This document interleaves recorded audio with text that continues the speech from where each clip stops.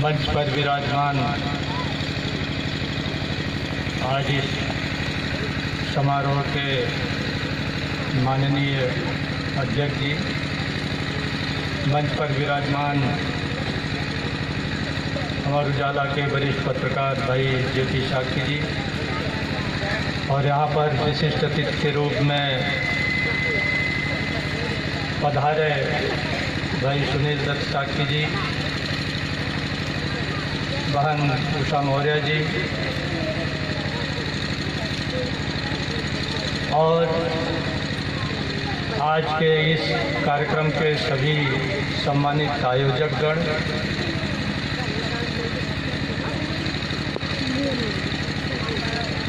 यहाँ सभी उपस्थित सामने हमारे सम्मानित बुजुर्ग, नौजवान साथियों, भाई और बहनों, बच्चों, संगरतन जी से बात हुई कि ऐसे हमारे गांव में ये कार्यक्रम हो रहा है तो आपको उसमें आना है। हालांकि अब मैं जिस कार्य में लगा हुआ हूँ तो उसको देखते हुए समय का थोड़ा अभाव रहता है, लेकिन आप लोगों के बीच जब इनका निमंत्रण मिला तो मुझे लगा कि आप लोगों के बीच चलना चाहिए, और मैं आयोजकों का बहुत बहुत आभारी हूँ, उनको साधुवाद देता हूँ, धन्यवाद देता हूँ कि उन्होंने मुझे आमंत्रित किया। ढेर सारी बातें भगवान बुद्ध के बारे में, उनके धर्म के बारे में, समाज के बारे में, शिक्षा के बारे में, तमाम तरह की बातें हुई हैं विस्तार से। और जैसा कि मुझे बताया गया कि प्रातः काल से ही आपको भिक्षु संघ, पूज्य भिक्षु लोग भगवान बुद्ध के मार्ग से, उनकी देशना से आपको रूबरू करा रहे हैं। ये पैरार शाहपुर का गांव मैं पिछली बार आया था, और बहुत पहले इस क्षेत्र से शायद ये जो नौजवान हमारे साथी हो न जानते हों, बहुत पहले मेरा करहल से एक बड़ा पुराना रिश्ता है। मैं यहाँ पर 90-91 में मैं एसडीएम करहल रहा हूँ। तो जो पूरी पीढ़ी, पुरानी पीढ़ी के लोग हैं वो सब जानते हैं, उनसे भेंट मुलाकात थी, और इस क्षेत्र के जितने जागरूक लोग थे उन लोगों से भी हमारी मुलाकात थी। और एक सुखद संयोग की बात मैं ये भी बताना चाहूँगा कि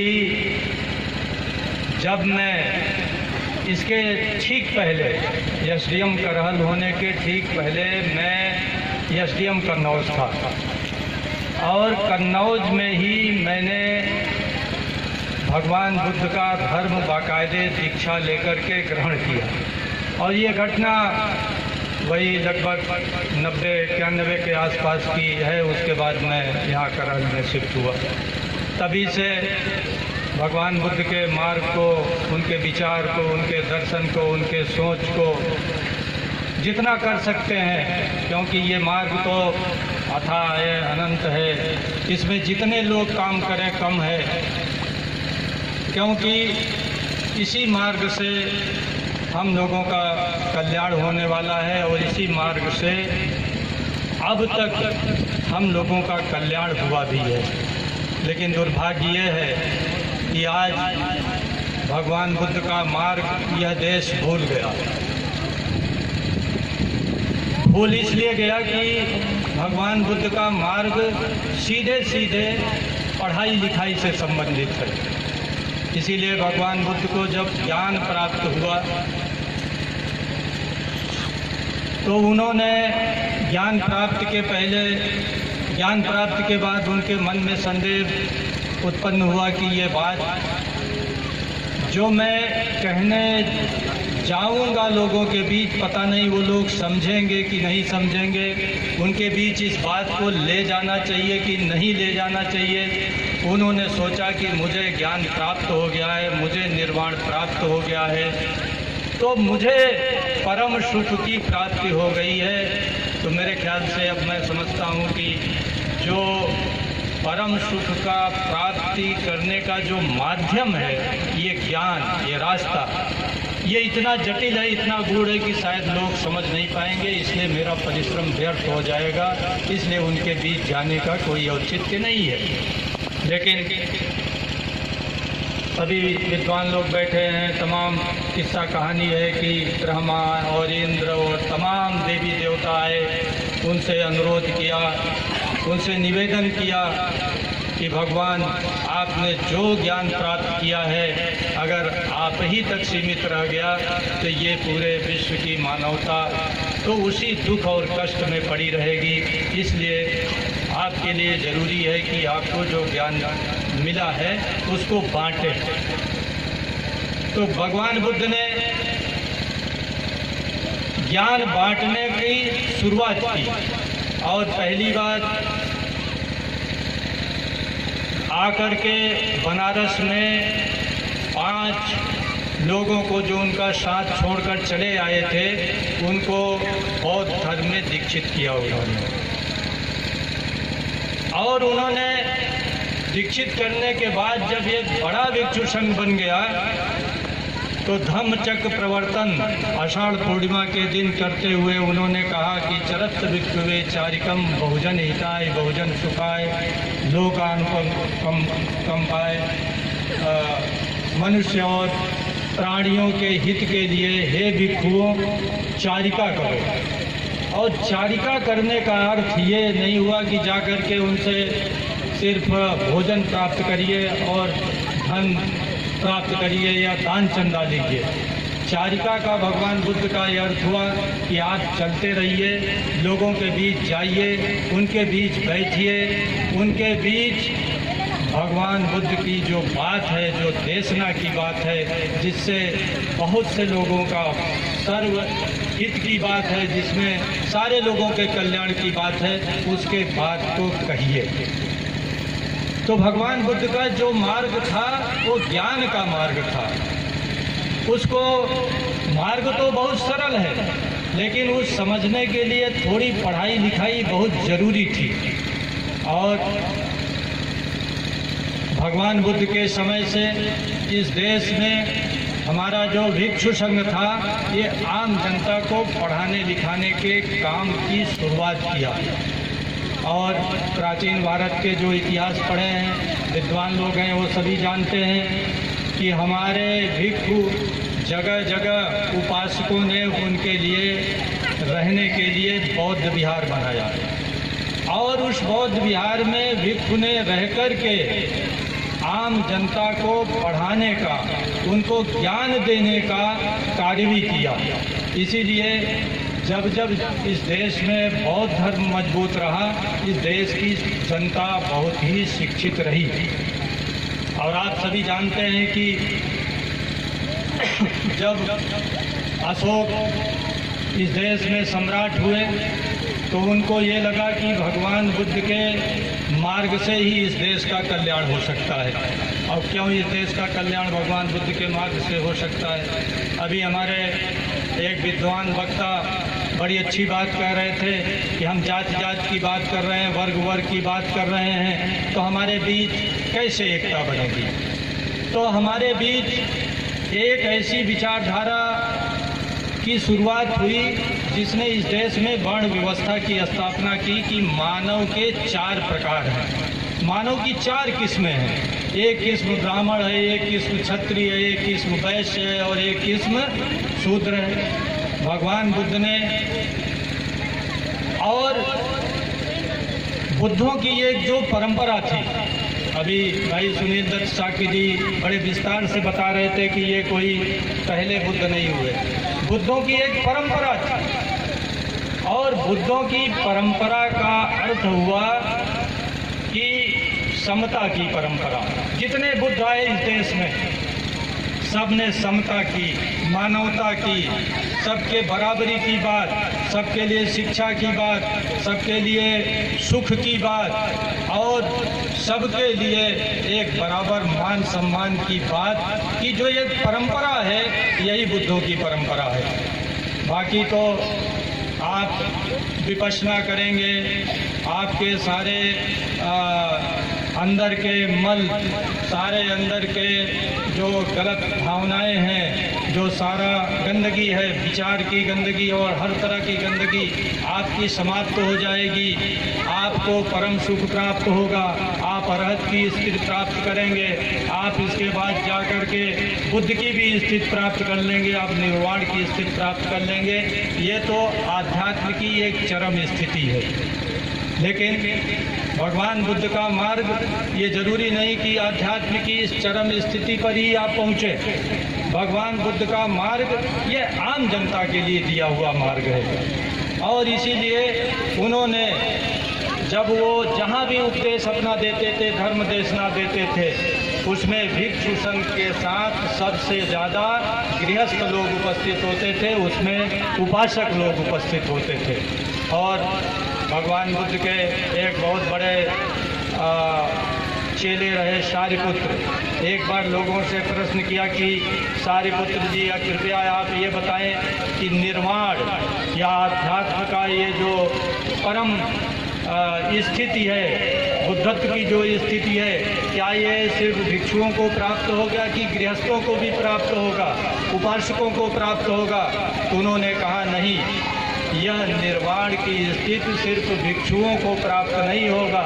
यह निर्वाण की स्थिति अगर पंचशील का पालन करेंगे, शील सदाचार से रहेंगे, धर्म के रास्ते पर चलेंगे, तो ये निर्वाण का रास्ता गृहस्थ को भी गृहस्थ जीवन व्यतीत करते हुए भी अगर हम लोग कायदे से शील सदाचार से रहे, जैसा कि भगवान बुद्ध ने कहा, अच्छी बाणी बोले, सत्य बोले, प्राणी हिंसा न करें, प्रेम मोहब्बत भाईचारा से रहें, एक दूसरे के दुख सुख में काम आए, तो निश्चित रूप से हम लोगों को निर्वाण प्राप्त होगा। और भगवान बुद्ध का ये मार्ग है कि इस देश में अगर इस देश को महान बनाना है, इस देश को मजबूत बनाना है, तो निश्चित रूप से भगवान बुद्ध की विचारधारा को आपको लाना पड़ेगा। अभी हमारे जो बीच में भाई साहब विक्रम सिंह जी बड़े विस्तार से आपको बताए कि आज हम जात की बात कर रहे हैं, कोई कुशवाहा समाज की बात कर रहा है, कोई मौर्य समाज की बात कर रहा है, कोई जाटव समाज की बात कर रहा है, कोई यादव समाज की बात कर रहा है। लेकिन भगवान बुद्ध की ये विचारधारा आपको जातियों में नहीं बांटती, आपको वर्णों में नहीं बांटती, आपको शुद्ध रूप से इंसान बनाती है। लेकिन अब वो जो अध्ययन हम लोगों का होना चाहिए था, वो अध्ययन समाप्त हो गया और आज जो स्थिति है अब तो और बद से बदतर होती जा रही है। आप सभी जानते हैं, जो मैं बात बीच में बता रहा था कि भगवान बुद्ध के बाद से हर्षवर्धन तक इस देश में करीब करीब बौद्ध धर्म का बोलबाला रहा।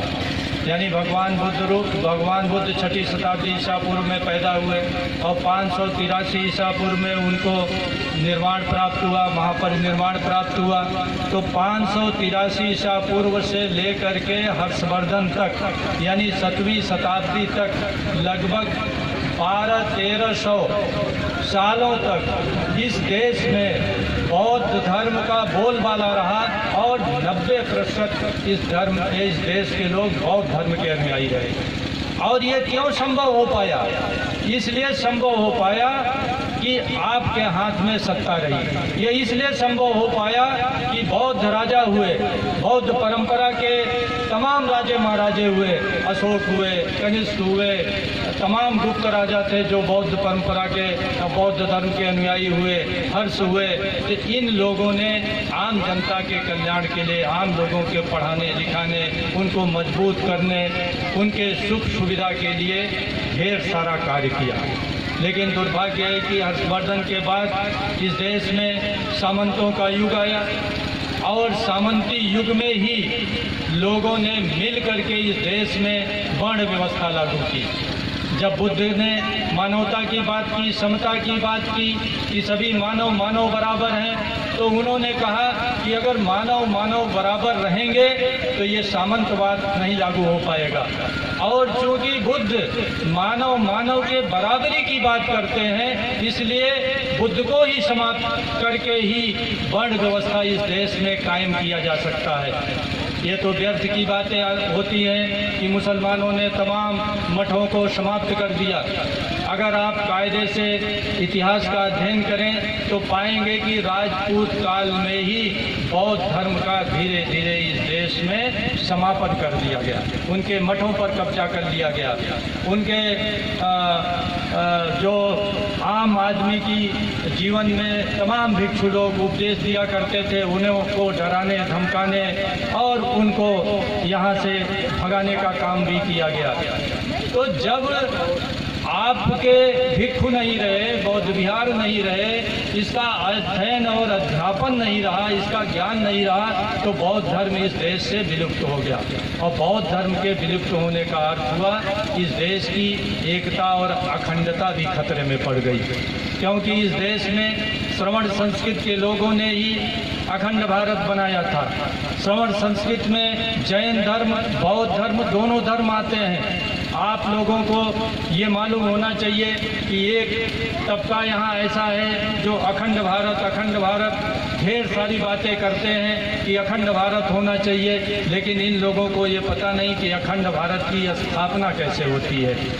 किसी देश की अखंडता के लिए सबसे ज़्यादा ज़रूरी है कि समाज में अखंडता हो, और समाज में अखंडता के लिए ज़रूरी हो कि समाज में बराबरी होनी चाहिए, मानव बराबर होना चाहिए। और जहाँ समाज वर्ण व्यवस्था के आधार पर, जैसे मैंने कहा कि 4 टुकड़ों में बांट दिया जाए, जहाँ 85% लोगों को लिखा पढ़ी में बाकायदे नियम कानून बना करके उनको पढ़ने का, उनको धन संपत्ति रखने का, उनको सत्ता का अधिकार से वंचित कर दिया जाए और समाज को 4 टुकड़ों में बांटा जाए, तो वहाँ कभी भी अखंड समाज नहीं बन सकता। और जहाँ पर अखंड समाज नहीं होगा, वहाँ पर कभी अखंड राष्ट्र भी नहीं बन सकता। इसलिए जब इस देश में बौद्ध धर्म का ह्रास हुआ है, ये देश सैकड़ों टुकड़ों में बटा, और सैकड़ों टुकड़ों में बटने के कारण छोटे छोटे राजे महाराजे, जब छोटे छोटे राजे महाराजे होंगे तो पश्चिमोत्तर से जो आक्रमण हुए ये लोग झेल नहीं पाए। एक तरफ इस्लाम की ऊर्जा थी उन लोगों के पास, उनके अंदर सामाजिक एकता की बात थी, एक साथ लड़ना, एक साथ बैठना, एक साथ खाना, भाई बंधुत्व की बात उसमें थी।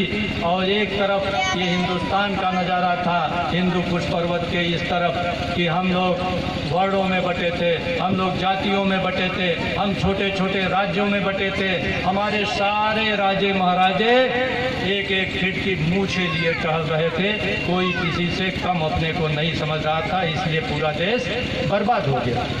तो बुद्ध का जब मार्ग आता है तो हमारा अहंकार भी मरता है, हमारा जो एक टूटने का, एक बिखरने की जो बातें हैं वो भी समाप्त होती हैं। और जब इस देश में बुद्ध रहे, श्रवण संस्कृत रही, ये देश अखंड रहा, और जब बुद्ध की विचारधारा इस देश में समाप्त हुई, ये देश टुकड़े टुकड़े में बट गया और देश गुलाम हुआ।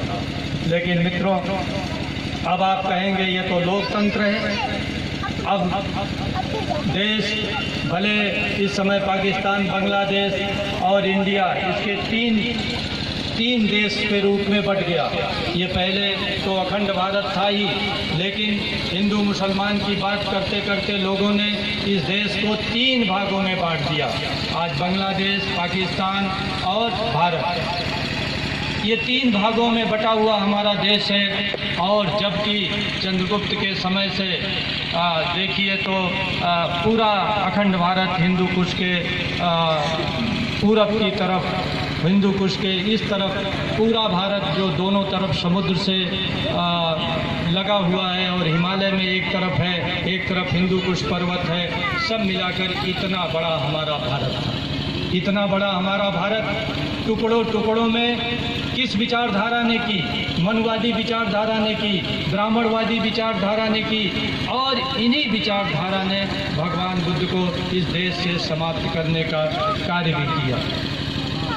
आज अभी आपके बीच शाक्य युवा परिषद के प्रदेश अध्यक्ष जी बोल रहे थे कि स्वामी रामभद्राचार्य ने एक टिप्पणी कर दी है कि भगवान बुद्ध ने इस देश को कमज़ोर बना दिया। यानी भगवान बुद्ध ने ये कहा कि भाई प्राणी हिंसा मत करो, करुणा करो, दया करो, तो हम सब बड़े कमज़ोर हो गए।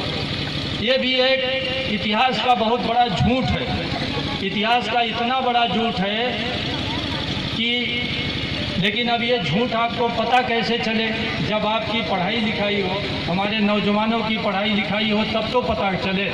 इस देश में हमारे जितने पढ़े लिखे लोग हैं जानते हैं कि इस देश में सबसे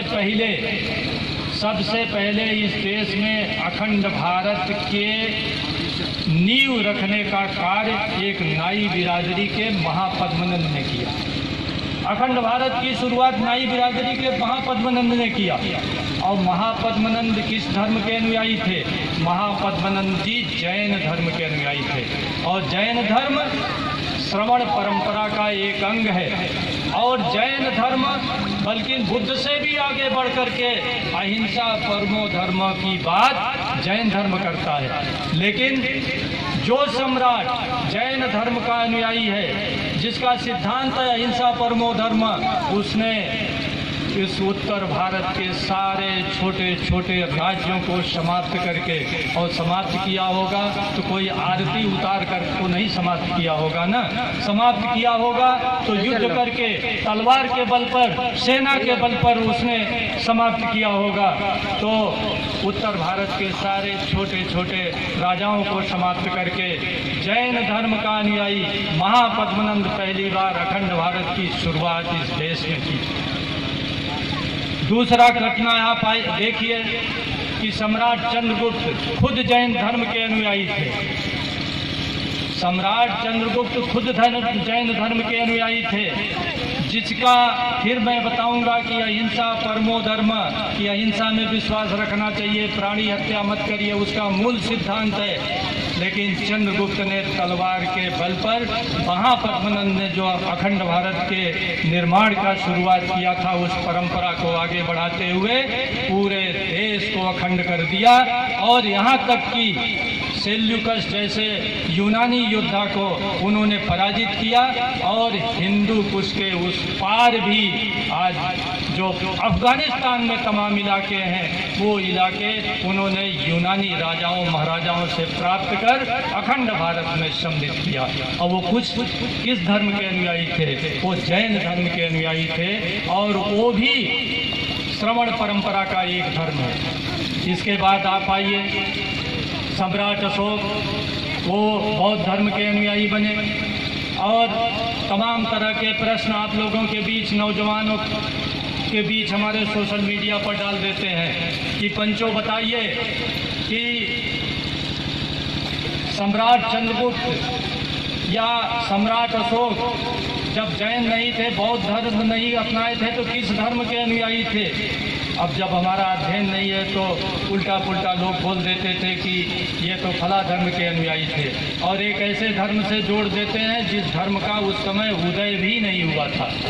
मित्रों, मैं यहाँ जात पात की नहीं बात कर रहा हूँ। ज़्यादातर हमारे शाक्य वंश के लोग यहाँ उपस्थित है। मैं उन लोगों से, विशेष रूप से नौजवानों से ये कहना चाहता हूँ और उनको मार्गदर्शन भी करना चाहता हूँ कि शाक्य कुल खानदान के लोग कभी भी ब्राह्मणी व्यवस्था के, मनुवादी व्यवस्था के, वर्ण व्यवस्था के पोषक नहीं रहे। हमारे भिक्षु संघ बैठा हुआ है, ये लोग काफ़ी पढ़े हैं। आप बताइए कि शाक्य जब परिषद की कोई भी बैठक हुई है, या शाक्य गणराज्य में या कोली गणराज्य में कहीं वर्ण व्यवस्था का कोई वर्णन है? कहीं ब्राह्मण, कहीं क्षत्रिय, कहीं वैश्य, कहीं शूद्र का कोई वर्णन है? एक शब्द ने इस शब्द को बहुत सत्यानाश किया है। एक शब्द प्रयोग होता है क्षत्रिय, यानी हम लोग क्षत्रिय कुल खानदान के हैं। और खत्ती सिर्फ शाक्य ही नहीं थे, खत्ती वैशाली के लिच्छवी भी थे, खत्ती यहाँ के कुशीनगर के मल्ल भी थे। तो खत्तीय उस समय तमाम लोग थे। और खत्ती का अर्थ हुआ बड़े बड़े खेत वाले। जैसे अंग्रेज़ों के समय जमींदार नहीं हुआ करते थे, ज़मीन वाले, और ज़मींदार ही शासक होता था, वैसे ही खत्ती यानी बड़े बड़े खेत वाले मिल करके इस देश में शासन किया करते थे। और शाक्य गणराज्य भी बड़े बड़े खेत वाले लोग, जिन्हें अलग अलग राजा कहा जाता था, ये सारे राजा लोग मिल करके अपना एक महाराजा चुनते थे। और वही महाराजा सारे जो लोग थे उनके साथ मिल करके पंचायती व्यवस्था थी, जिसको गणराज्य व्यवस्था करते थे, मिल करके सारे लोग शासन चलाया करते थे। और आप सभी जानते हैं कि शुद्धोधन जी के पास खुद 500 बैलों की या 1000 बैलों की जोड़ी बैलों की खेती थी, इतनी बड़ी खेती थी। तो खत्तीय शब्द, खत्ती का अर्थ होता है शासक। और मित्रों, ये चूँकि अब वही है, पढ़ाई लिखाई की बात होती है, अध्ययन करना चाहिए आप लोगों को। पाली भाषा इस देश की मूल भाषा है। आम जनता की भाषा पहले पैदा होती है और उसको परिष्कृत करके फिर संस्कृत बनाओ, चाहे खड़ी बोली बनाओ, चाहे और कोई साहित्यिक भाषा बनाओ, वो बाद की प्रक्रिया होती है। हमारे जो पढ़े लिखे लोग हैं वो जानते हैं कि जब आम बोल चाल की भाषा को व्याकरण का, ये कहिए कि एक कैद खाना उसको दे दिया जाता है, व्याकरण को कैद खाना ही मानते हैं, क्योंकि व्याकरण में अगर भाषा बन गई तो फिर उसका विकास भी रुक जाता है। जैसे व्याकरण में बंधा हुआ संस्कृत का विकास नहीं हो पाया। तो ये जो पाली भाषा थी, मूल भाषा थी, ये खत्तीय मूल शब्द है। खत्ती माने खेतियर। आज भी खेती, खतौनी, खेती बाड़ी तमाम शब्द प्रयोग होते हैं। तो ये खेतियर लोग ही बड़े बड़े शासक थे। तो खत्ती लोग शासक थे। जब इनको वर्ण व्यवस्था के लिए 4 शब्द चाहिए था तो उन्होंने खत्तीय शब्द का ही संस्कृत में यानी उसका शुद्धिकरण के खत्ती का क्षत्रिय कर दिया। तो आप भी सीना फुलाए छत्री बने टहल रहे हो, जबकि उस समय हम लोग क्षत्रिय नहीं थे, हम लोग खत्तीय थे। हम लोग समाजवादी व्यवस्था के लोग थे, हम लोग गणतांत्रिक व्यवस्था के लोग थे, हम लोग समतावादी व्यवस्था के लोग थे। हम लोग कभी भी ब्राह्मणवाद, मनुवाद इसको मानने वाले लोग नहीं थे, वैदिक परंपरा के लोग नहीं थे। इसलिए बौद्ध धर्म या जैन धर्म हमारा मूल धर्म था, तो उसको उसके पहले और किसी धर्म के अनुयायी होने का कोई मतलब नहीं रहा। तो मैं जो भगवान बुद्ध के ऊपर जो आरोप लगता है कि उन्होंने इस देश को कमज़ोर बना दिया, शस्त्र त्याग की बात कर दी, नौजवान सेना में नहीं भर्ती हुआ, युद्ध लड़ना छोड़ दिया, राजाओं ने युद्ध लड़ना छोड़ दिया, ये महज एक बकवास है। और आप देखिए कि भगवान बुद्ध के समय महाराज बिंबिसार मगध के राजा थे, महाराज प्रसेनजीत कौशल के राजा थे, महाराज उदयन कौशाम्बी के राजा थे, और महाराज प्रद्योत उस समय उज्जैनी के राजा थे। महाराज उज्जैन प्रद्योत की भगवान बुद्ध से कभी मुलाकात नहीं हुई। ये सारे राजा महाराजा थे और भगवान बुद्ध के इतने परम भक्त थे कि शायद आप लोगों ने किस्सा कहानी सुना होगा कि महाराज प्रसेनजीत और महाराज बिंबिसार जब राजगिरी में या पाटलिपुत्र में या श्रावस्ती में भगवान बुद्ध जब देशना दे रहे होते थे तो 1 किलोमीटर पहले से राजा अपना रथ छोड़ करके पैदल आकर के चुपचाप उनकी देशना सुनता था कि डिस्टर्ब न किया जाए। इतनी श्रद्धा थी। और जब इतनी श्रद्धा थी तो भगवान बुद्ध उनसे कह देते कि भाई तुम सेना समाप्त कर दो, तुम हिंसा की बात समाप्त कर दो, लड़ना बड़ी बुरी बात है। भगवान बुद्ध ने अपने जीवन काल में किसी भी राजा महाराजा को ऐसी कोई देशना नहीं दी। एक बार महाराज बिंबिसार के यज्ञशाला में ढेर सारे पशु बड़े बंधे हुए थे। भगवान बुद्ध गए तो उन पशुओं को मुक्त कराए और यज्ञ से कुछ नहीं होगा, यज्ञ बेकार की चीज़ है, यज्ञ से कोई पुण्य नहीं मिलता, बल्कि इन बेचारे पशुओं को मार करके आग में जला करके आप यज्ञ करते हैं और सब खाते हैं तो इससे पाप ही होता है। तो उन सारे पशुओं को महाराज बिंबिसार ने मुक्त कर दिया। लेकिन भगवान बुद्ध ने कभी किसी राजा महाराजा को सेना त्यागने का, युद्ध त्यागने का, राज्य विस्तार करने के विरुद्ध उन्होंने कोई भी एक भी देशना पूरे त्रिपिटक में नहीं दी। और आप सभी जानते हैं कि बिंबिसार के मृत्यु के बाद उनका लड़का अजातशत्रु पाटलिपुत्र की गद्दी पर बैठा और पाटलिपुत्र की स्थापना भी सम्राट अजातशत्रु ने की। और जब पाटलिपुत्र की स्थापना की जा रही थी तो भगवान बुद्ध उस समय पाटलिपुत्र में उपस्थित थे और उन्होंने ये आशीर्वाद दिया था कि कभी ये पाटलिपुत्र पूरे विश्व का सरमोर होगा। अखंड भारत की स्थापना की शुरुआत इसी पाटलिपुत्र से होगी। और अगर उन्होंने कहा कि ये धन, ऐश्वर्य और मान सम्मान इसका पूरे विश्व में व्याप्त होगा, अगर ऐसी वो बात कर रहे थे तो क्या आप समझते हैं कि पाटलिपुत्र का विस्तार अजातशत्रु एक ढोलक ले लेते बजाते क्या उससे हो जाता? क्या मजीरा बजाते उससे हो जाता? या आरती ले लेते और सबका आरती उतारते और राजाओं से कहते भाई सब मिल जाओ मेरे में, सब मिल जाओ, तो क्या मिल जाते? नहीं मिल जाते।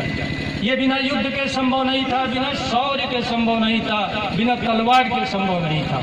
एक ढंग से भगवान बुद्ध अजातशत्रु को अजय होने का, उन्होंने पाटलिपुत्र के गद्दी पर जो भी बैठेगा उसको शक्तिशाली, बलशाली और अजय होने का आशीर्वाद दे रहे थे। और कहीं भी भगवान बुद्ध का ये मार्ग पूरे विश्व में कहीं भी ऐसी बात नहीं किया कि लोगों ने तलवार छोड़ दी, युद्ध छोड़ दी। और आप सभी जानते हैं कि अशोक के बारे में आप लोगों को पता होगा कि कलिंग पर जब अशोक ने आक्रमण किया था तो उस समय अशोक बाकायदे बौद्ध धर्म के अनुयायी थे, यानी बौद्ध धर्म के अनुयायी के रूप में कलिंग पर उन्होंने आक्रमण किया। ये भी एक इतिहास का हम लोगों को असत्य पढ़ाया जाता है कि कलिंग युद्ध के बाद उन्होंने युद्ध करना छोड़ दिया, तलवार। भाई उस समय युद्ध के लिए जब कुछ बचा ही नहीं था तो उनके सामने एक ही लक्ष्य था कि जब ये पूरा अखंड भारत एक हो गया है तो अब सुख, समृद्धि और ऐश्वर्य के लिए इस देश के निवासियों के सुख और उनके लाभ के लिए, उनके कल्याण के लिए कार्य करना चाहिए। इसलिए अशोक गद्दी पर बैठे तो अखंड भारत की एक ऐसी नींव डाल दी जहाँ मानव को प्रेम करे, प्रेम मोहब्बत से रहे, सद्भाव से रहे, समन्वय से रहे और किसी देश की एक सीमा में रहने वाले निवासी अगर प्रेम मोहब्बत से रहते हैं, समानता से रहते हैं, भाईचारा से रहते हैं तो उसी से मजबूत राष्ट्र, अखंड राष्ट्र का निर्माण होता है। और यही सांस्कृतिक राष्ट्रवाद है। इसी सांस्कृतिक राष्ट्रवाद की स्थापना अशोक ने की। अशोक के बाद कनिष्क आए, कनिष्क भी बौद्ध राजा थे। उसके बाद गुप्त राजा आए। गुप्तों के बारे में एक बहुत ही अच्छी बात बताना मैं चाहूँगा कि उनका जो सबसे प्रतापी राजा था चंद्रगुप्त विक्रमादित्य, उनका नाम था